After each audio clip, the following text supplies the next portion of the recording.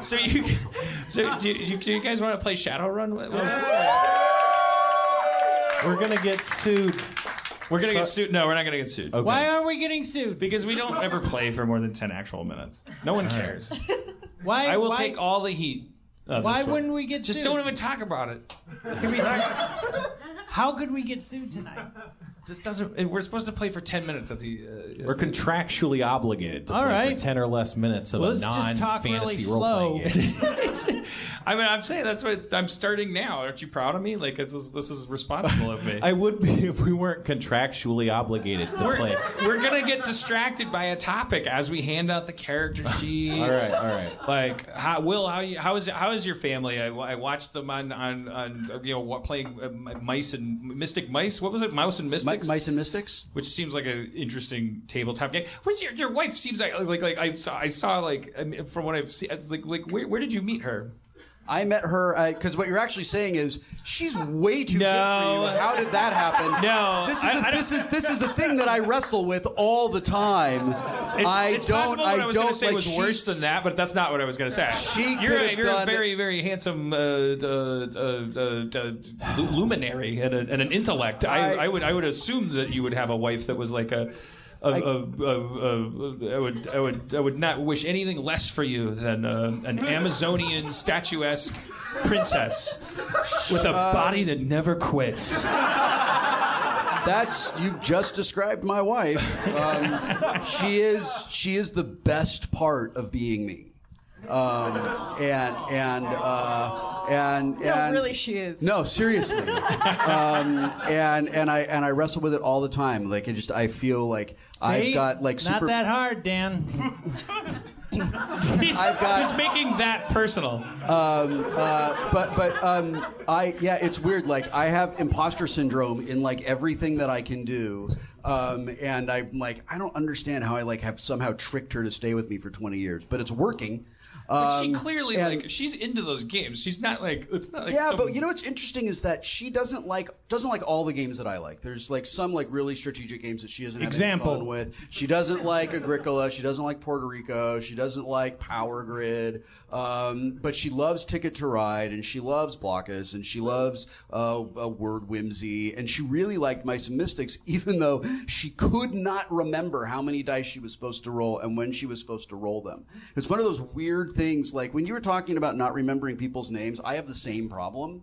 And there's people that I've known for a really long time, but I know them situationally and I don't know what their name is. And now it's too late to ask. Now it's too late to go, oh, yeah. I'm an asshole. I've been like being like, hey man, for like, for a couple of years. That guy's been standing there behind that camera for 12 years. He's always running she runs the show. Like he's there running those cameras. Hey, we haven't met. What's your name? So I knew that. Julian. I knew that. Right. Okay. See there, I just did you. Hey, Julian. Yeah. Thanks for standing there for 12 years. So this is one of the great tricks that my wife does. Is I'll be like, oh fuck, I can't remember this guy's name, and she'll go, hi, I'm Ann. What's your name? Oh I'm like, oh, you got me. You got it. You got me back. I had a girlfriend that did that because and then but I'd become so good at masking. Like I just have these like.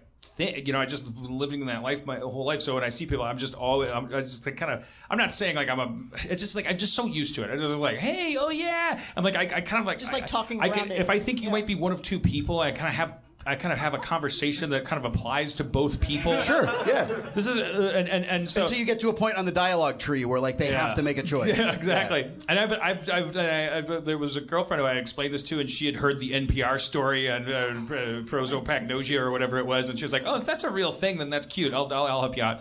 And and she would like always like do that thing. But then one time I was like doing it, so I was like talking to a guy at the Editor Awards who had a beard and a baseball cap and a tuxedo and glasses, and it was like, gee, like you either edited the Sarah Silverman program or the Community Christmas episode. I have no idea. So I talked to him for 25 minutes about things that were true, regardless of which person he was. That's incredible. Unfortunately, things like I really enjoy working with you, I really respect you a lot, which are all true for both people, but also things that if 25 minutes later you find out I don't know who you are, you're gonna be really, really bummed out because you're not going to think any of it was true. And I did that the whole time. And then my girlfriend, who was listening to the whole conversation, was just also convinced, and so she's like, "I'm sorry, what's your name?" Or I'm sorry, she didn't say that. She's like, "Dan, aren't you going to introduce us?" That's what she said. And I was like, and I just went, "This is Garrett," and he went, "Oh no." He said, "No." Oh my God. No. Man. Or whatever his name was. And I'm like, I'm so sorry. He's like, "It's okay. It's all right. It's all right." And he walked off to win an editor's award or something. And I was like, I'm just staring at the table. My girlfriend was like, I'm so sorry. I didn't know. I thought you knew him. I'm like, you're supposed to think I know him. That's what I'm good at. You're trying to help me. I don't have a disease. I have a worse story than that because I have the herpes. And she just drops the mic. I'm out.